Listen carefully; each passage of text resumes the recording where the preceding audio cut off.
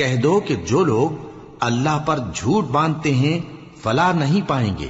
ان کے لیے جو فائدے ہیں دنیا میں ہی ہیں،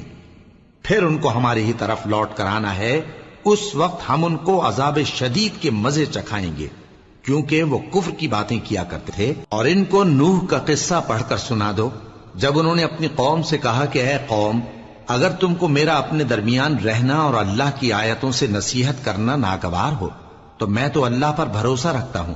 تم اپنے شریکوں کے ساتھ مل کر ایک کام جو میرے بارے میں کرنا چاہو مقرر کر لو، اور وہ تمہاری تمام جماعت کو معلوم ہو جائے اور کسی سے پوشیدہ نہ رہے، پھر وہ کام میرے خلاف کر گزرو اور مجھے مہلت نہ دو۔ اب اگر تم نے منہ پھیر لیا تو تم جانتے ہو کہ میں نے تم سے کچھ معاوضہ نہیں مانگا، میرا معاوضہ تو اللہ کے ذمے ہے،